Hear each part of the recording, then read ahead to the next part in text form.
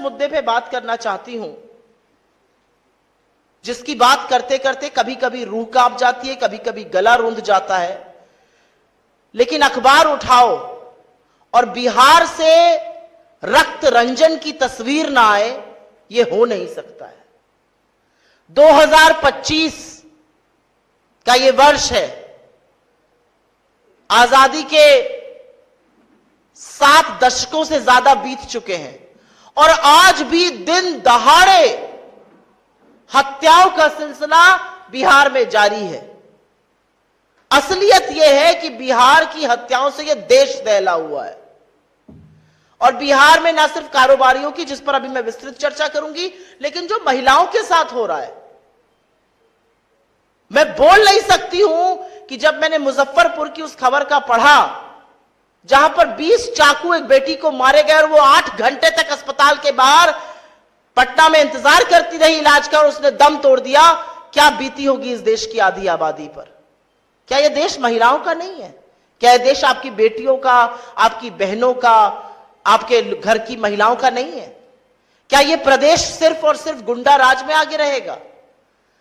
लेकिन मैं सिलसिलेवार तरीके से कुछ घटनाओं का जिक्र इसलिए करना चाहती हूं क्योंकि यह एक पिक्चर दिखा रहा है बिहार की। यह दिखा रहा है बिहार में दिन दहाड़े क्या हो रहा है। न बच्चे सुरक्षित है, न महिलाएं सुरक्षित है और न कारोबारी सुरक्षित है।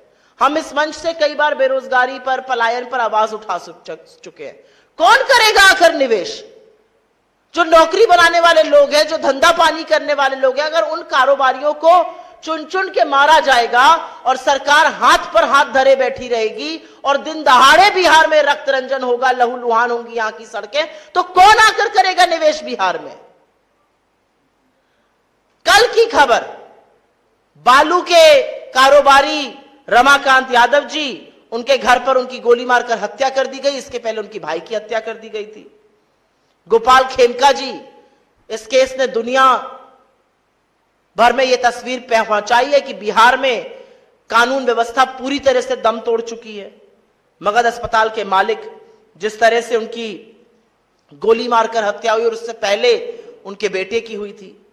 अंजनी सिंह जी, पटना के जमीनी कारोबारी, उनकी जिस तरह से रात में बदमाशों ने गोली मार के हत्या कर दी और हाईटेक हथियार लेकर अपराधी चल रहे हैं।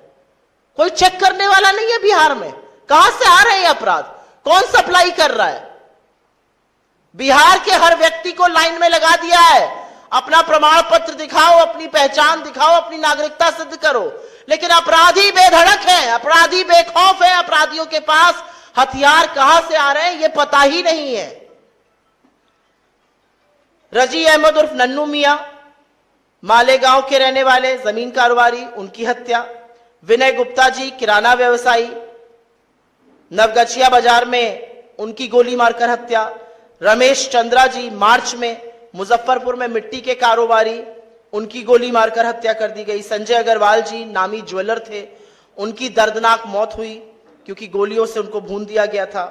सुरभि, जो एशिया अस्पताल की संचालिका थी, उनके चेंबर में घुसकर उनको गोली मारी गई। विनोद मेहता, भागलपुर के जो कपड़ा कारोबारी थे, उनकी नृशंस हत्या हुई। और ADG law and order, Bihar का जो सर्वोच्च पद पे बैठे हुए पुलिस आला कमान है, उनके सामने पटना में बोरिंग कैनाल में दिन दहाड़े 8 राउंड फायरिंग के होते हैं और पटना की सरकार, बिहार की सरकार सुई टपक सन्नाटा, कोई कुछ कहने वाला ही नहीं है।